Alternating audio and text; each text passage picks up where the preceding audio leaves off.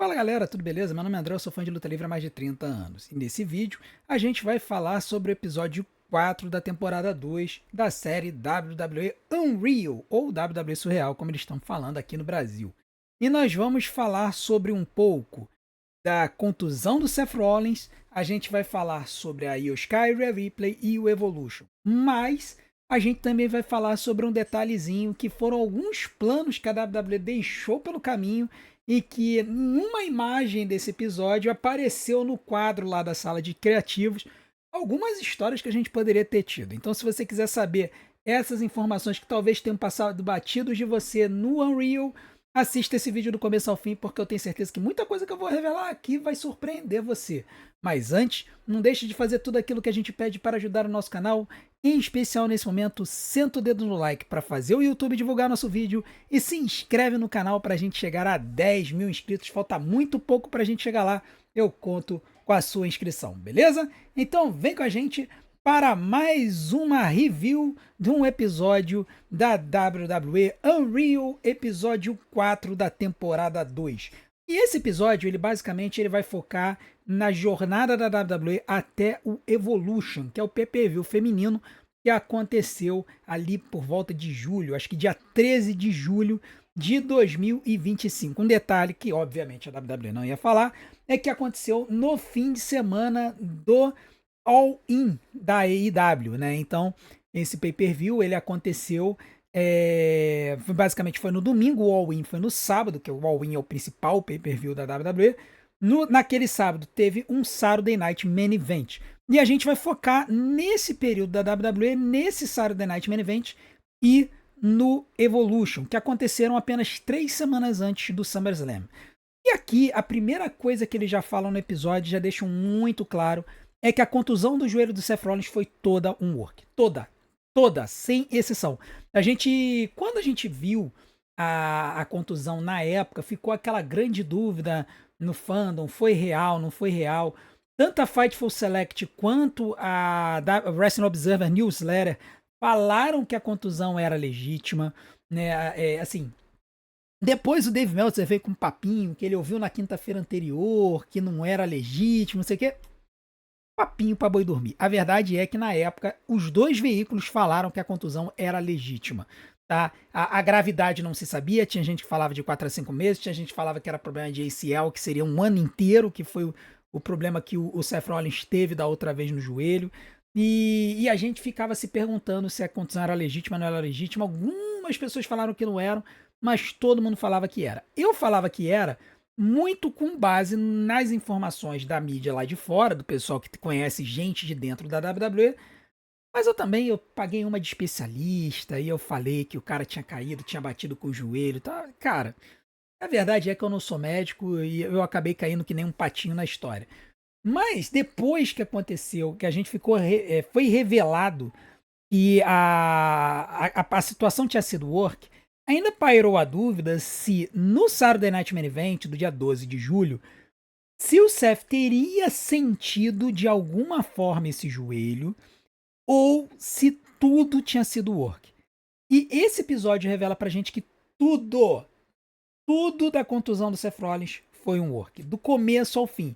A ideia foi do Triple H, ele falou com o Seth Rollins, o Seth Rollins aceitou a ideia, e aí eles filmaram a contusão, apenas algumas pessoas ficaram sabendo da contusão, tá? O LA Knight, o Seth Rollins chegou a perguntar se o LA Knight precisava saber, e aí o Triple H disse o seguinte, olha, se o LA Knight não ficar sabendo, depois ele vai ficar muito chateado, achando que a culpa foi dele. E depois, quando ele ficar sabendo que foi o work, ele vai ficar mais bolado ainda. Se fosse com você, você ficaria chateado. E aí o Seth chega e fala: não, é verdade. Verdade. Realmente. Não vamos permitir que o LA Knight fique sabendo. Então o LA sabia da história. O Seth Rollins sabia. O Bobby Roode, que era o agente da luta, sabia. O Triple H sabia. E o líder do criativo sabia. O restante não sabia. Tá? A juíza da luta não sabia. O médico sabia. Porque se o médico achasse que a contusão era verdadeira, ele mandaria bater o sino. E o Triple H não queria que isso acontecesse, porque ele queria que o LA Knight fizesse o pinfall no Seth Rollins, tá? Então, na hora que acontece a contusão, o pessoal que sabia começa a fazer um work para cima dos demais funcionários que não tinham que ficar sabendo da história, e eles passam a impressão que a contusão era legítima. Então, por isso que teve essa confusão toda nos bastidores. Por quê? Porque nem todo mundo da companhia sabia que a contusão era legítima. Na verdade, eram pouquíssimas pessoas que sabiam que a contusão não era legítima. E isso acabou fazendo com que as pessoas que vazam as informações para os meios de comunicação vazassem a informação que o Triple H e o criativo queriam que vazasse. E era de que a contusão do Seth era legítima. Inclusive, as anotações lá que a secretária ela fazia do criativo, o Triple H mandou tirar essa informação das anotações. Ele não queria que constasse lá que o Seth Rollins estava machucado. Tá? Então, e isso é uma questão muito importante da gente saber. Uma outra coisa dessa sessão do criativo que apareceu é que eles fizeram uma imagem da sala inteira. E ali a gente pôde ver o trabalho de criativo de longo prazo da WWE. A decisão sobre a contusão do Seth Rollins aconteceu antes do Money in the Bank. Porque tinha o quadro do Money in the Bank onde apareciam algumas informações. Então, a primeira vez que a história é ventilada aconteceu antes do Money in the Bank. Por quê? Porque no Money in the Bank, no criativo do Money in the Bank que estava na parede, tinham algumas lutas que não aconteceram. Por exemplo, Io Sky e Liv Morgan pelo Campeonato Mundial Feminino. Essa luta não aconteceu porque a Liv Morgan se machucou. Né? Vocês lembram disso? A Liv Morgan se machucou acho que um pouco antes do Money in the Bank. Então, essa luta não aconteceu e indica que o criativo ainda não estava fechado para o Money in the Bank. Então, a decisão do Seth Rollins se machucar, a decisão da kayfabe da contusão do Seth Rollins aconteceu antes do Money in the Bank. Tá? E aí, o mais interessante dessa situação, né? Tem uma parte numa entrevista com o Paul Heyman, e ele cita uma história lá de 1994, em que o Sandman fingiu que estava cego por 5 semanas por causa da storyline que ele estava fazendo pro show, e que ele falava que ele ia se aposentar e tudo mais. Mas o mais interessante foi quando eles mostraram essa imagem com o criativo, nós vimos várias storylines que não aconteceram, várias lutas que não aconteceram. Por exemplo, a final do King of the Ring estava previsto para ser Cody Rhodes e Rusev. E acabou sendo Cody Rhodes e Randy Orton. Né? Outra coisa, final do Queen of the Ring. A final do Queen of the Ring foi Jade Cargill e Asuka. Lembram disso? Jade Cargill e Asuka. Pois é, na filmagem desse episódio, a final do Queen of the Ring estava previsto para ser Rhea Ripley versus Julia. Vocês vejam como que a WWE estava focada em empurrar a Julia. Eles iam fazer Rhea Ripley e Julia no final do Queen of the Ring. E aí, isso é interessante porque isso vai depois deslocar para o SummerSlam. Né? Porque se a Julia vence ou a Rhea vencem o Queen of the Ring, elas enfrentariam uma luta por um dos campeonatos. Né? No caso, seria o campeonato da WWE. No criativo, no quadro, não apareceu essa luta do campeonato da WWE.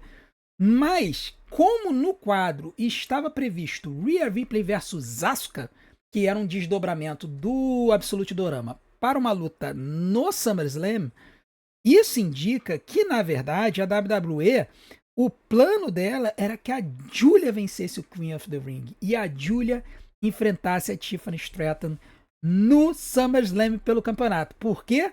Porque lá no criativo do Crown Jewel, na luta feminina, estava previsto que a Naomi ia lutar contra a Tiffany Stratton ou a Julia.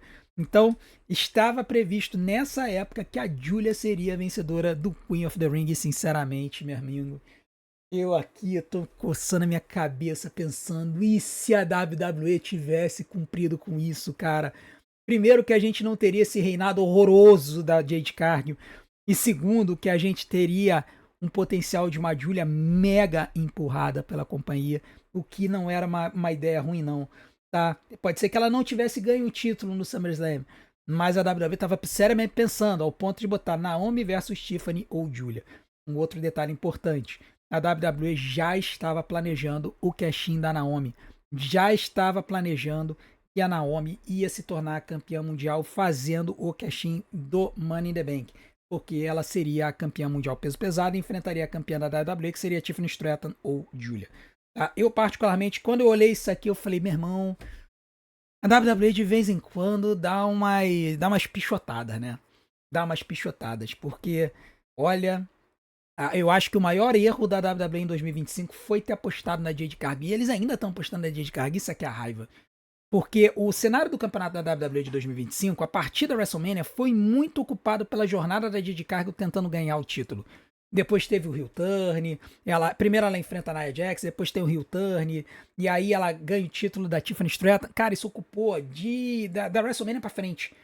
E tomou o tempo do campeonato da WWE. Então, assim, se eles tivessem colocado a Julia nessa história, se tivessem botado o título na Julia, esse cenário do campeonato da WWE poderia estar muito mais interessante, viu? Um outro detalhe interessante. Em todo esse cenário do SummerSlam e tal, e das lutas, em nenhum momento aparece o nome da Stephanie Vaquer. Então a impressão que dá é que a WWE resolveu apostar em dois nomes para serem as campeãs femininas. Um nome deu muito certo, um nome deu muito errado. O nome da Stephanie Vaquer deu muito certo. Por que eu falo isso? Porque no SummerSlam estava previsto que a Naomi iria defender o título contra a Io Sky. Tá, então já se previa a Io Sky iria com o cash-in da Naomi no Evolution, e aí teria uma revanche de Io Sky contra a Naomi pelo Campeonato Mundial Feminino. E teria Rhea Ripley e Asuka para fazer a continuação do Absolute Dorama. Depois a gente viu que, na verdade, eles simplesmente colocaram a Rhea Ripley na luta contra a Io e com a Naomi, né, considerando que a Rhea e a Io haviam estado na luta que a Naomi roubou o título, então botaram as duas, fizeram o Triple Threat. Pelo Campeonato Mundial pelo Campeonato Mundial Masculino, Campeonato Mundial Peso Pesado, não estava previsto o Gunther para enfrentar o Seth Rollins. Isso foi também um detalhe interessante que eu percebi daqui. Estava previsto o Sami Zayn. Então, o que eu imagino? Eu imagino que eles estavam planejando uma história em que o Seth Rollins faria o cash-in no Jey Uso, e aí ele enfrentaria o Sami Zayn no SummerSlam pelo Campeonato Mundial Peso Pesado. Como é que isso iria acontecer? Eu, particularmente, não tenho ideia, tá? Mas esse era o plano. Eles já estavam planejando de botar o Sami Zayn lutando pelo um campeonato mundial. Outra coisa, eles tinham planos de quebrar o Judgment Day. Uma das lutas do SummerSlam seria o Finn Balor como Demon enfrentando o Dominic Mysterio. Então essa luta provavelmente seria uma luta pelo Campeonato Intercontinental. Desde o SummerSlam eles já estavam pensando em partir com a Judgment Day, e eles mudaram de ideia, simplesmente mudaram de opinião e mantiveram a história do Judgment Day. Pelo Campeonato Intercontinental, eles não estavam planejando Becky Lynch e Lyra Valkyria, como aconteceu, estavam planejando Becky Lynch e Bayley. E a gente lembra que a Becky Lynch enfrentou a Lyra Valkyria numa luta, uma luta de Street Fight, teve aquela história do esganagato que soltou da mão da Lyra, e a Bayley interferiu na luta, né, atrapalhando a luta e permitindo que a Becky Lynch mantivesse o título. Pelo título de essa surpreendeu pra caramba. Título de duplas femininas. Liv Morgan e Raquel Rodrigues, Judgment Day, enfrentando as Bella Twins. Sim, senhoras e senhores, a WWE realmente cogitou trazer Brie Bella de volta e fazer uma dupla com a Nikki Bella. E aí eu fico pensando, cara, por que não? Por que não? Eu acho que as duas, cara, vamos fazer assim, vamos tentar consertar a história, né?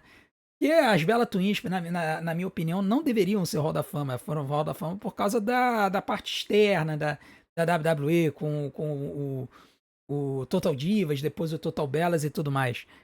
Então faz o seguinte, então dá uns títulos pra elas merecerem o Hall da Fama. Se bem que também eu falar que merecer o Hall da Fama não é físico. Drew Carey tá no Hall da Fama, Bob Uecker tá no Hall da Fama da WWE. O Hall da Fama da WWE é uma piada também. Deixa elas ganharem por causa do Total Divas e Total Bellas. Mas poderiam ter colocado o título de dupla pra elas, acho que teria sido legal. No Clash in Paris, uma outra coisa que estava prevista, que Cody Rhodes e Drew McIntyre pelo campeonato da WWE estava prevista acontecer em Paris. Então, demonstra que a história do WrestlePalooza surge depois. A WWE ainda não tinha fechado o contrato com a ESPN e provavelmente foi a ESPN que veio com a ideia de fazer um pay-per-view de inauguração do acordo com a WWE. E aí veio a história do WrestlePalooza e eles resolveram mexer algumas lutas, né? Foi aí que veio a história da luta da Stephanie McMahon e da Io Shirai. A Stephanie McMahon tinha uma disputa pelo título, ia enfrentar a Naomi no Clash in Paris. A Naomi dropa o título e em vez de eles fazerem uma história pra Stephanie lutar em Paris, eles deslocam pro WrestlePalooza, né? E Cody Rhodes e Drew McIntyre também é deslocado pro WrestlePalooza. Então, são uns detalhes interessantes aqui. No Crown Jewel, já falamos, e o War Games não tinha Logan Paul e não tinha Brock Lesnar. Estava previsto Jace Mateo e Solo Sikoa entrando no time Hill. Tá? Então, assim, são alguns detalhes que a gente viu do booking de longo prazo da WWE, e algumas histórias que estão aqui teriam sido muito mais interessantes do que a WWE entregou, tá? Eu fico bastante intrigado com essa Julia aqui como campeã da WWE, e sem a Jade Cargill envolvida. A Jade Cargill não aparece em nada aqui desse card. Realmente alguém chegou e falou, vamos empurrar a Jade Cargill, e aí mudaram completamente os planos e jogaram isso aqui tudo no lixo, né? E aí é interessante porque o Triple H fala, não, porque a gente pensa no longo prazo é uma ova, porque eles estavam com o longo prazo preparadinho lá no quadro e depois pegaram e jogaram tudo fora, né? Mas enfim, continuando a história do booking da WWE, sobre a contusão no joelho do Seth, eu achei muito legal a forma como a WWE mostrou toda a construção da contusão do Seth, sobre como algumas pessoas apenas ficaram sabendo. O momento em que, quando eles entram na sala dos médicos, é quando eles param e falam, e aí, foi tudo bem e tal, assim. Tinha um microfone lá dentro, mas as câmeras não entraram para não dar a ideia. O LA Knight tá bolado. Ele tá do lado de fora. Ele tá bolado. O Jamie Noble, que é um agente da WWE, manda as câmeras se afastarem para não focarem a preocupação do LA Knight, a tristeza do LA Knight por ter estado na luta em que o Seth Rollins se machucou. Então eu achei isso muito interessante também. Todas as imagens foram muito bem construídas, tá? E além disso, no show, né, além de falar um pouquinho dessa história da contusão do Seth Rollins e tudo mais, eles falaram um pouquinho também do Jelly Roll, que o Jelly Roll lutou lá no Saturday Night Main Event. Ele não lutou, né? Ele interferiu lá. Ele tava no corner do Randy Orton, Logan Paul no corner do Drew McIntyre, aí se engalfinham. O Jelly Roll dá um soco na cara do Drew, do Logan Paul, aí depois toma um Claymore do Drew, enfim, aí eles falam sobre isso e a história dele de ele perder peso e tudo mais. E ele cai para 136 quilos, que era um peso que ele não tinha acho que quando ele falou que desde a época da escola. Então, desde a época da escola era muito pesado e tudo mais. Então, eu achei muito legal também essa jornadinha aí do Jelly Roll. Mostra, assim, que ele realmente estava empenhado em participar, treinava, né? Ele comprou 2 casas em Orlando. Ele comprou uma casa para ele e uma casa para a equipe dele. Ele ia treinar 3 horas por dia no Performance Center, depois ele voltava e compunha, gravava as músicas, porque ele manteve a carreira dele como cantor, né? Então é muito interessante isso. E aí teve toda uma outra parte do episódio que foi dedicada ao Evolution. E aí eu achei legal, por quê? Porque eles enfatizaram a Io Shirai. E a primeira coisa que eu devo dizer é que essa baixinha é forte pra caramba.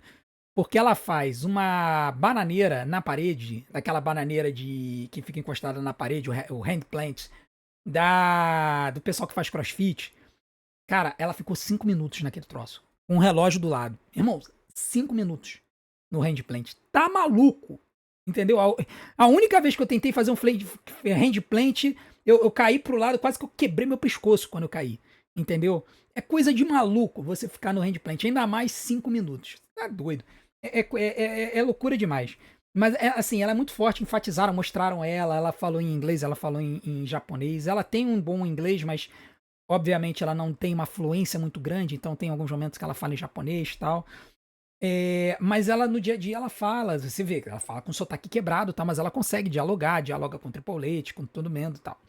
E, assim, existe um carinho muito grande do Triple H chega a falar que, olha, se chegassem pra mim e falassem que vão demolir o roster inteiro feminino, eu chegaria e falar, tá, mas deixa a Io comigo. E se eu soubesse que a Io ficaria, eu ficaria bem.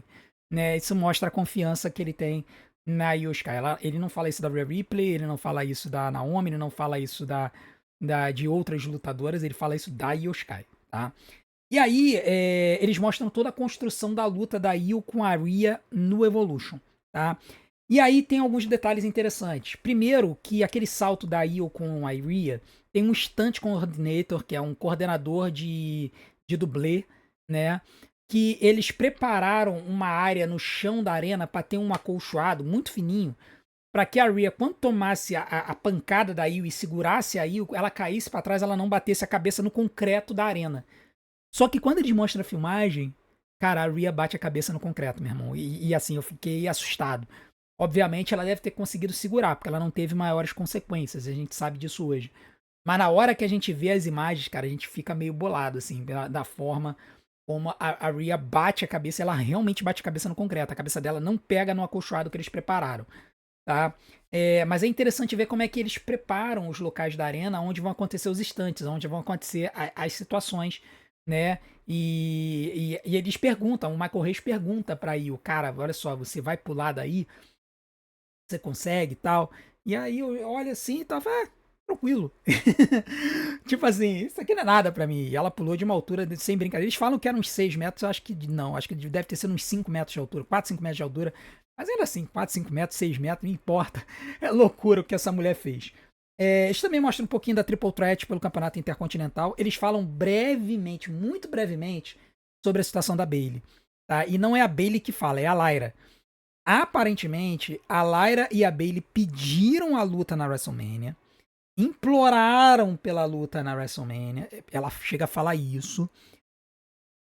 E aí o criativo resolve mudar, colocando a Becky Lynch no lugar da Bayley, tá?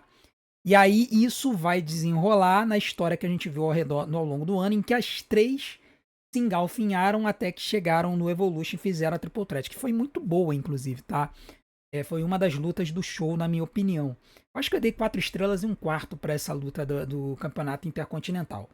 Mas o fato é que, brevemente, a Lyra fala o seguinte: a gente ficou decepcionada, mas aceitou a história. Ou seja, claramente elas foram convencidas de que a Becky deveria pegar o lugar da Bayley. E um outro detalhe importante: aparece a Becky tentando mudar os planos do Triple H em cima da hora, falando com ele no Gorilla Position, tá? O que transparece que a Becky também ficou incomodada com essa história de tirar o spot da Bayley da WrestleMania. No final das contas, o Triple H falou que iria ouvir, iria pensar, mas ele não muda os planos.